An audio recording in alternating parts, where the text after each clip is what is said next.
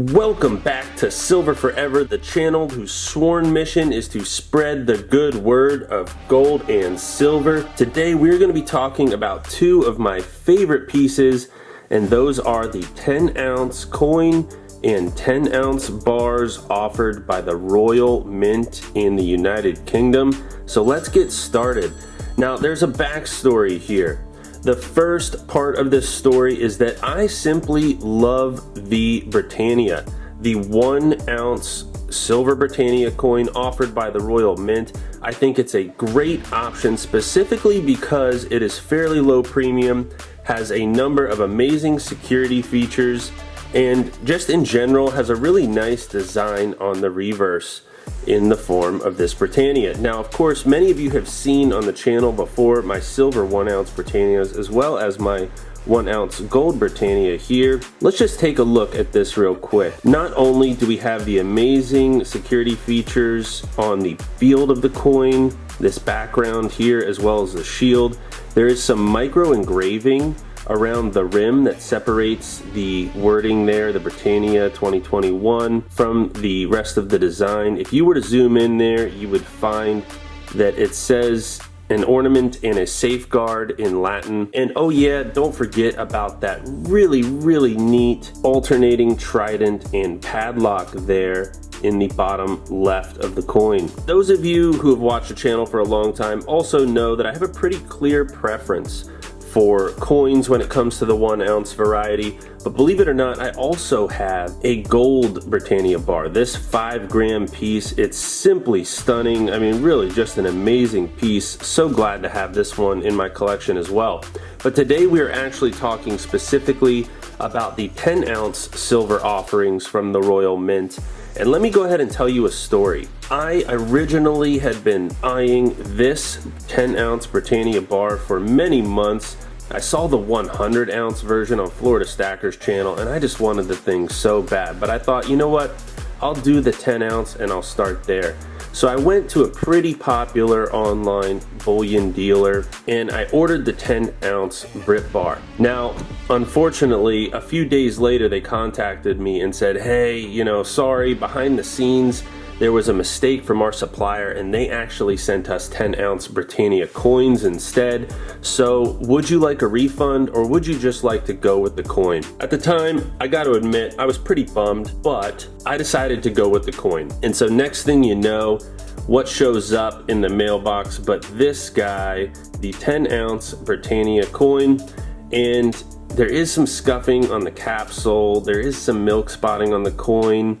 It has a different type of field here in the background. There's no security feature in the form of that trident and padlock alternating. So I got to admit that did kind of bum me out. I'm still glad to have this in the collection, but it wasn't that bar that I was looking for. And so a month later, the Brit bars came back up on the same website and it was a good price. And I said, you know what?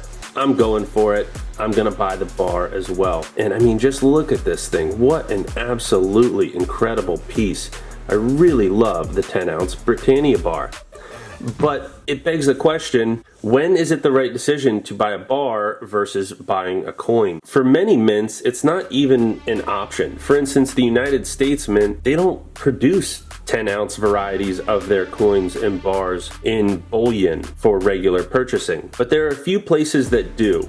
Obviously, the Royal Mint from the United Kingdom does that, and the Royal Canadian Mint does as well. Now, they're not totally popular, the 10-ounce coins, but certainly the 10-ounce RCM bars are popular, and I really can't wait to get my hands on one, but they do carry a high premium, and that kind of takes away from some of the advantages of a 10-ounce bar, in my opinion. Now, some things to note about this 10-ounce Britannia bar. Unlike the Royal Canadian Mint, these are not serialized. For me, it doesn't make a huge difference. I think that the quality of this bar is a security feature in and of itself, so I personally was not worried, particularly buying from from a reputable dealer that I would be picking up a fake bar. When you do sell these things back to the LCS, they're going to check it on a Sigma anyway, so it's not a huge deal. But it's just something really important to remember when you're buying bars as opposed to buying coins, particularly when they don't have the same security features that a coin might. But when it comes to 10 ounces as the increment, I generally think that bars are the way to go as opposed to coins. I think a huge advantage of getting coins,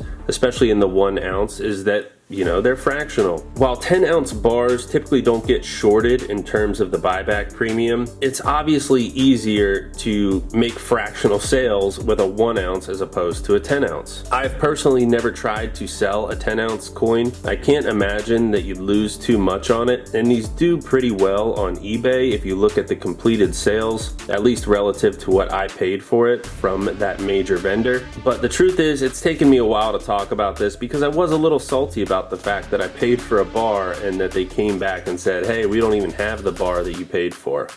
But it is what it is. It's been months. I've decided to move on, and the truth is, at the end of the day, I'm happy to have both the 10 ounce coin and the 10 ounce bar in the stack. Now, if I was gonna buy one more of these again, I think I would just buy the Britannia bar. I think this design is unmatched. It's just absolutely an incredible look to it. And if you can get these at a good price, if it were me, I'd scoop it up in a heartbeat.